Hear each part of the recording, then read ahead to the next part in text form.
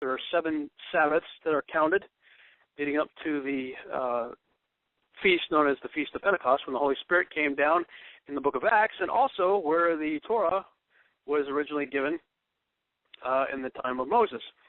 And what I find interesting about the counting of the Omer is the phrase that we see over and over and over again in our New Testament regarding the disciples meeting on the first day of the week. Is that really true? Were they all meeting on Sunday? I think not. There was a blog that I did a while back called Satan Sabotaging the Sabbaton, and you can check that out at BabylonRisingblog.com/Sabbaton.html, and Sabbaton is spelled Sabbaton. Sabbaton. If you want to put the link in the chat room if you're interested in checking that out. Because as I started doing Sabbath, keeping Sabbath, so my well-meaning Christian brothers and sisters started coming after me and saying, oh, Jesus is the Lord of the Sabbath, which of course is true. And we meet on Sunday, we don't meet on Saturday anymore. Sunday effectively replaced Saturday as the new Sabbath, so to speak. And they would often point to scriptures like Acts 20, verse 7, which we'll get to in a minute. But when they were doing that and challenging me on these things, I'm like, I'm really thinking, God made a point. That's the only commandment of the 10 Commandments. He says, remember. He didn't say forget or change or wait till my son shows up and I'll, switch it to another day. He said, no, this is the day, the seventh day, is the day of rest from the time of creation and forever. It is the day that Yahuwah himself set apart as the sanctified, holy Sabbath or day of rest. And it was to be forever, perpetual, in your generations, over and over and over again. We see that it's everlasting, not that it was going to change. And so I decided to look up Acts 20, verse 7, and I looked in my trusty King James Study Bible and saw that the word day was in italics. And I thought, because I know that whenever I see the italicized words, that's where the translator inserted something that, was not in the text to begin with. So I began to look into it deeper. I had never really looked into it before, but I went to Bible.cc as one of my favorite online resources to look up the Hebrew and Greek that underlies our English translations, and it also has a good parallel Bible resource there. So I look it up, and I saw, most of the English translations said first day of the week, but there were some that said something different. And that's what caused me to look deeper, so I looked into the Greek, and I saw, sure enough, the word first that is translated to first is there. It's a Greek word, Strong's number 1520. Day is not there. That is inserted by the English translators. And where it says week, I see that the Greek word there is Strong's 4521, which is Sabbaton, which everywhere else is translated as Sabbath. So I'm going, okay, there's something going on here, and I got to look into it. So I looked up all of the different places in the New Testament. I forgot how many there were, like 6 of them or something like that. A number of places in the New Testament where it says the disciples were meeting on the first day of the week. So, and in every case, the word day is inserted, and the word week is bogusly translated from the word Sabbaton, which is everywhere else translated as Sabbath. So, but then I started wondering, after I wrote that blog and everything, and came to the conclusion that something's up with our translations. Now, either it was intentional or people that were well-meaning just didn't understand what was being said there. And I'm not sure which. I am naturally conspiracy-minded, and when I look at characters like Marcion and Constantine and a whole lot of others that tried to do everything they possibly could to divorce us from the Hebrew Scriptures, when I look at those kind of characters, I think, maybe it was intentional, but I don't know. Whatever the case may be, something's up. So, but I was trying to figure out why would they, other than trying to just get us off God's page, would there be another reason for it? Could it be that they just didn't understand what was being said there? And so that's what prompted me to look a little deeper, because we just finished Passover and the days of unleavened bread and first fruits and all that.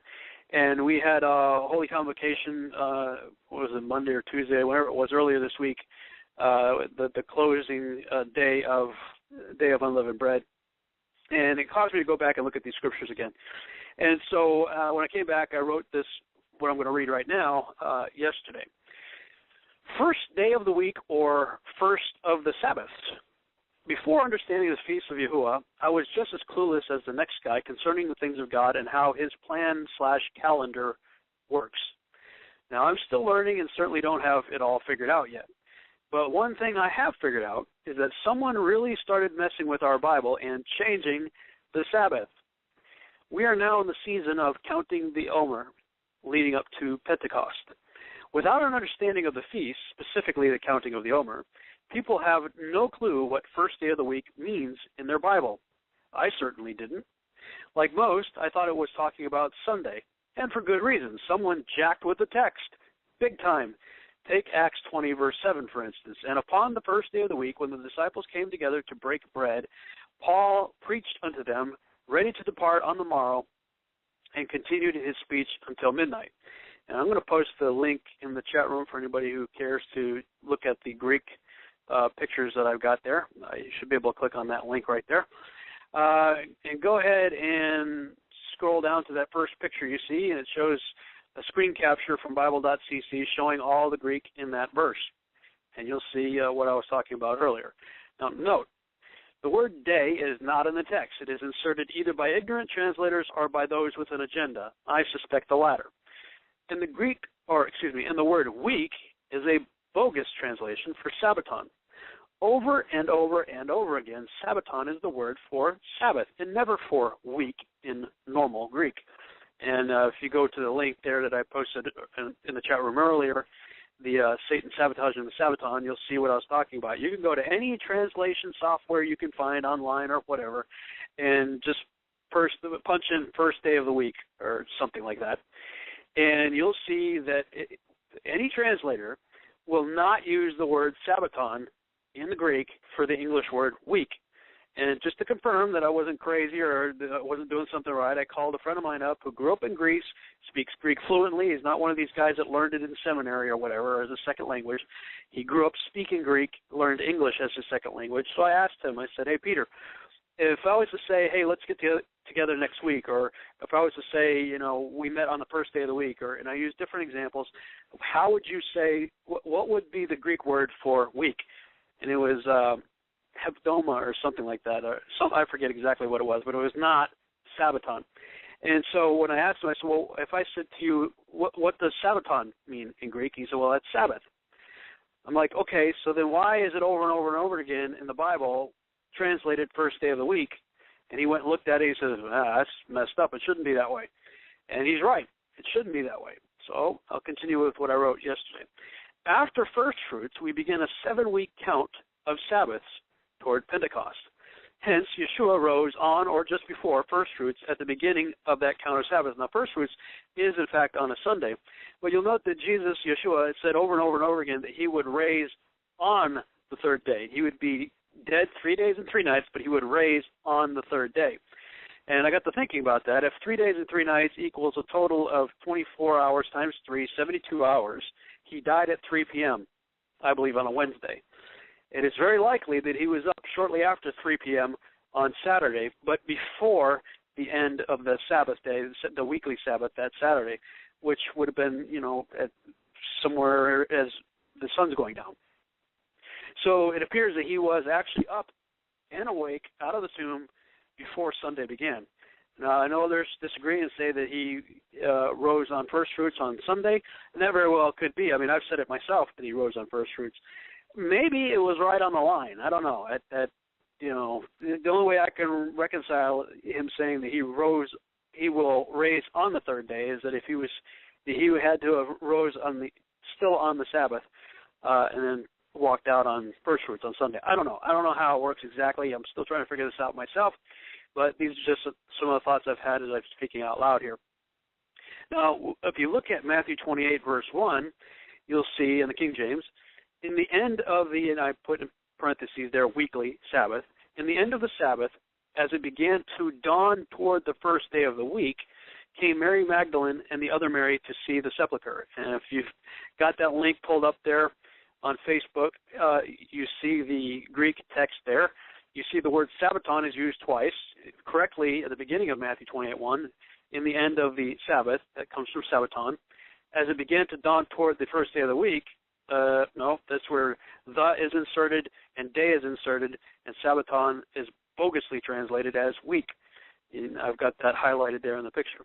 Now, while it is true that the first day of the week follows the Sabbath, we could find a far better and much more accurate translation of that particular scripture in the Jubilee Bible. That's another English translation. It says in Matthew 28:1, "Now, well along on the Sabbath, as it began to dawn on the first of the Sabbaths, came Mary Magdalene and the other Mary to see the sepulchre." And I think that's a great translation right there, because the word for first or one is, in fact, there in the Greek. So it appears to be saying that it's a particular type of Sabbath. What could it be? Well, I came to the conclusion that it's the first of the 7 Sabbaths that you count.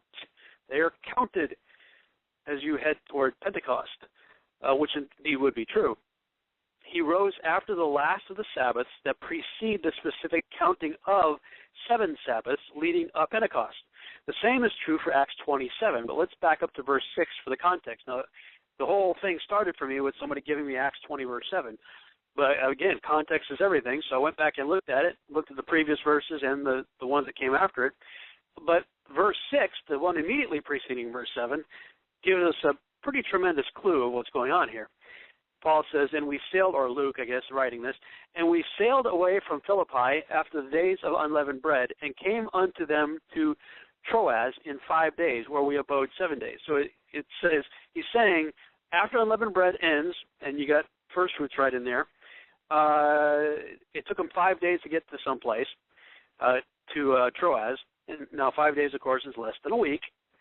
So they got there before the next Sabbath, and when they were there, they spent a total of 7 days while they're there. But he goes back and then it says, and upon the first day of the week, when the disciples came together to break bread, Paul preached unto them, ready to depart on the morrow, and continued his speech until midnight. Here we see that they concluded the Feast of Unleavened Bread, and in less than a week, they arrived in Troas, apparently in time to celebrate the first of the 7 Sabbaths that are counted leading up to Pentecost. Again, the Jubilee Bible blows the King James out of the water with a far more accurate rendition of the Greek. It says in Acts 20, verse 6 and 7, and we sailed away from Philippi after the days of unleavened bread, and came unto them to Troas in 5 days, where we abode 7 days. And the first of the Sabbaths, when the disciples came together to break bread, Paul preached to them, ready to depart the next day, and continued his word until midnight. And if we need more proof that this is true, we see in verse 16. For Paul had determined to sail by Ephesus, because he would not spend the time in Asia, for he hasted, if it were possible for him, to be at Jerusalem the day of Pentecost. To me, this is absolute proof that the first Sabbath of Acts 20, verse 7, is a reference to the first of 7 which are counted leading up to Pentecost, which Paul earnestly desired to keep. See what I'm saying here? It clearly establishes in verse 6 that they're in the days after unleavened bread, but they're before Pentecost. That is the only time when Sabbaths are actually counted. And Paul was doing both. That's right. Paul was a feast keeper as well as a Sabbath keeper. And he said that we should imitate him as he imitated Christ. 1 Corinthians 11:1. Look, I'm still searching this stuff out myself, guys. And as I continue to do so, I become more and more convinced that Yahuwah has not changed his mind concerning or about his commandments, including the Sabbath, which we are told to remember, not forget, dis, and or change.